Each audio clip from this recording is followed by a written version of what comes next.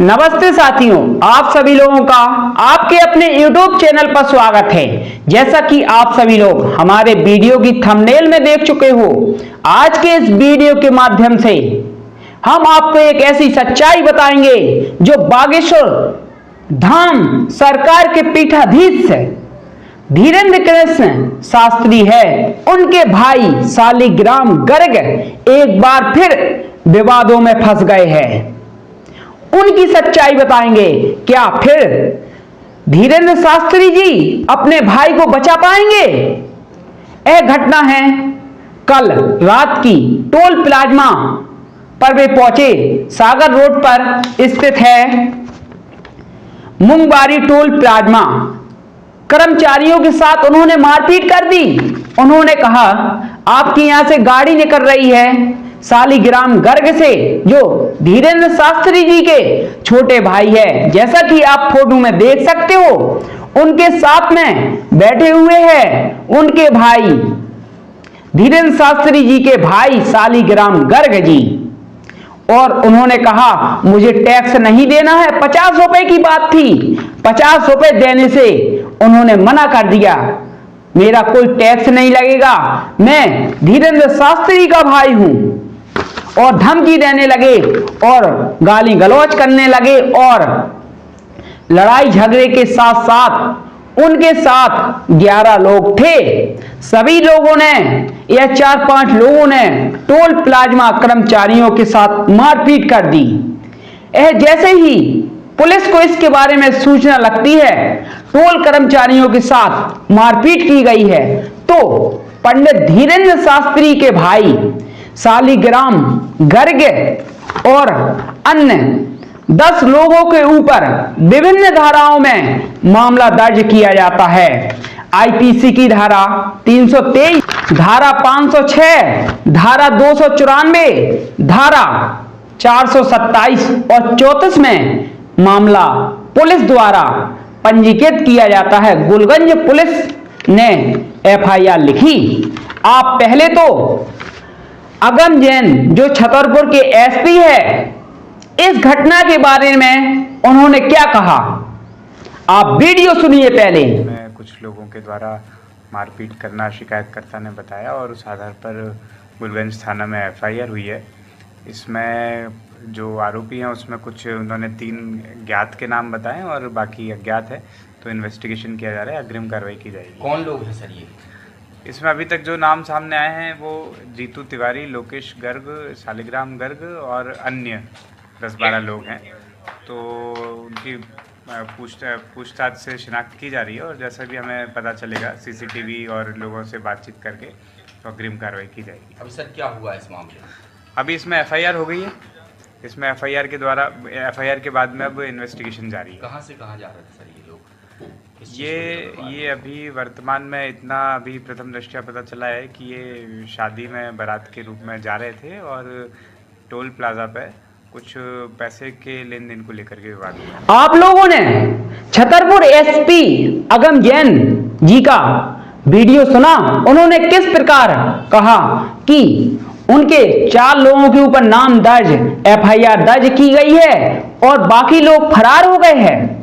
उन्हें तलाशने की कोशिश की जा रही है। वीडियो फुटेज के माध्यम से उन लोगों के बारे में पता कर लिया जाएगा किस प्रकार से ये अपराध कर रहे हैं।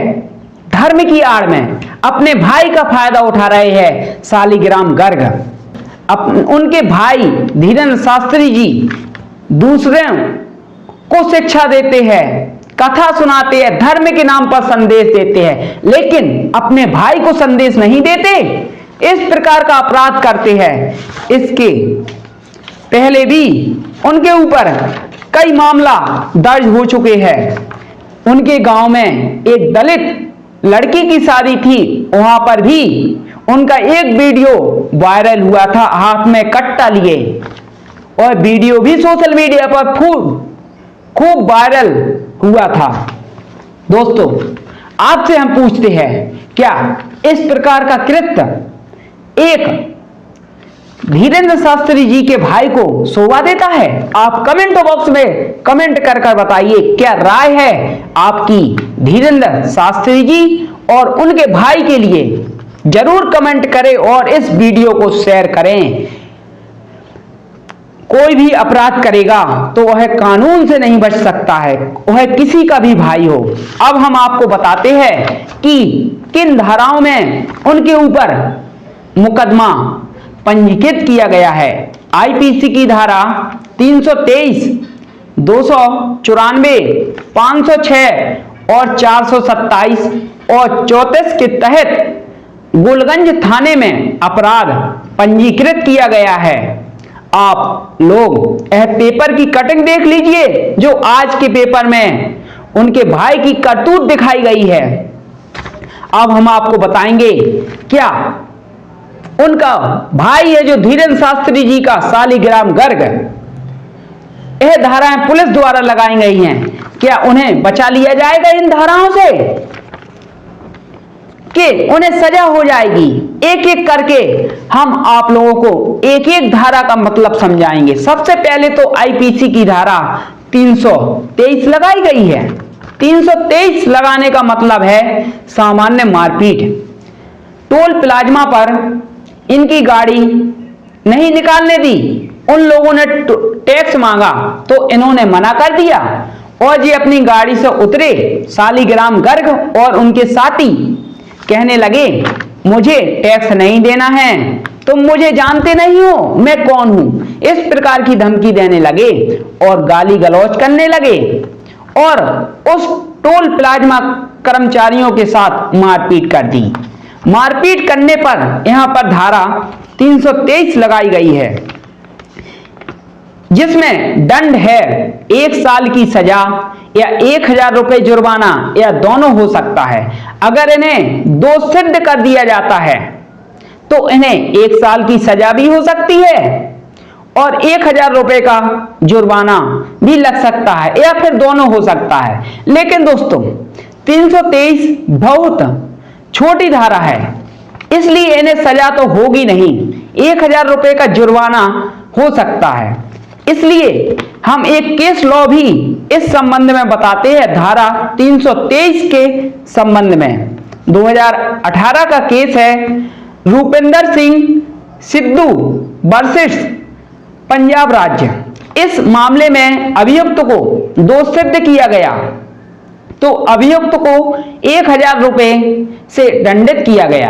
अगर इन्हें दोष सिद्ध कर दिया जाता है कि धीरेन्द्र शास्त्री के जो भाई है सालिग्राम गर्ग ने टोल प्लाज्मा कर्मचारियों के साथ मारपीट की है तो इन्हें आईपीसी की धारा 323 के तहत 1000 रुपए का जुर्माना लगेगा कोर्ट द्वारा, लेकिन सजा नहीं होगी क्योंकि यह बहुत ही मामूली सी धारा है, सामान्य मारपीट की है। वह किसी प्लान से नहीं गए थे हमें टोल प्लाज्मा वाले को मारना है, इसलिए यह धारा लगाई गई है पुलिस वालों द्वारा 323 और यहां पर आईपीसी की धारा 294 लगाई गई है। 294 लगाने का मतलब है गाली गलौज करना। उन्होंने टोल प्लाज्मा वाले को गाली गलौज की है, इसलिए धारा 323 के बाद 294 लगाई गई है गाली गलौज करने की धारा। क्योंकि 294 धारा जब लगाई जाती है जब कोई व्यक्ति पब्लिक प्लेस पर किसी के साथ गाली गलौज करता है। इसमें सजा दी गई है 3 महीने की सजा या जुर्माना या दोनों। धारा 506 आईपीसी की 506 लगाने का मतलब है इन्होंने धमकी दी है कि मेरा तुम कुछ नहीं कर सकते, मैं टैक्स भी नहीं लूंगा, ना कि कोई मेरा कुछ बिगाड़ सकता है, इस प्रकार की धमकी दी है धीरेन्द्र शास्त्री के भाई ने सालिग्राम गर्ग ने। तो यहां पर धारा 506 लगाई गई है जिसमें दंड बताया गया है 2 साल की सजा या जुर्माना या दोनों।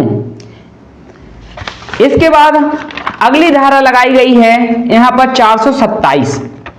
427 लगाने का अर्थ है जो टैक्स मांगा गया था टोल प्लाज्मा के कर्मचारियों द्वारा 50 रुपए का टैक्स देना था, यानी कि 50 रुपए देने थे, लेकिन उन्होंने देने से मना कर दिए। इसलिए यहाँ पर आईपीसी की धारा 427 लगाई गई है, जो बात करती है रिश्ती, जिससे 50 रुपए का नुकसान होता है। इसमें 2 साल की सजा या जुर्माना या दोनों हो सकता है। यहाँ पर एक धारा और लगाई गई है साथियों, आईपीसी की धारा 34 लगाने का अर्थ है इसमें किसी भी प्रकार के दंड के बारे में प्रावधान नहीं किया गया है, ना ही यह धारा है जो 34 दंड के बारे में बात करती है। इसका अर्थ है सामान्य आशय को अग्रसर करने में कई व्यक्तियों द्वारा किया गया कार्य।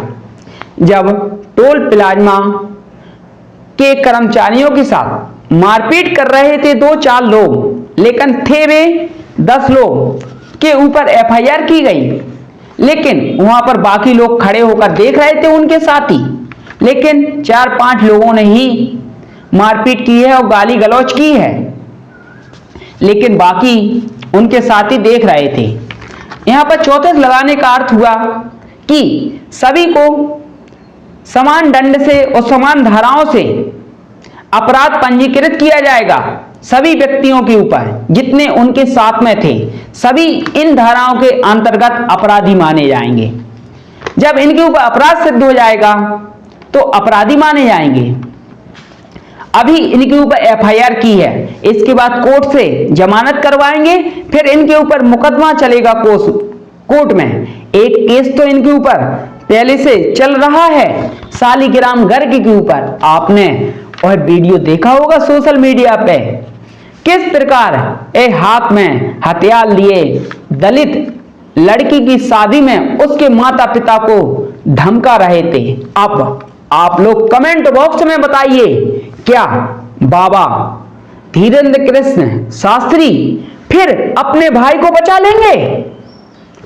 दूसरे के देश में, दूसरों के राज्य में जाकर धर्म की बात करते हैं, लेकिन अपने भाई को धर्म की शिक्षा क्यों नहीं देते? पूछता है भारत धीरेन्द्र शास्त्री जी से।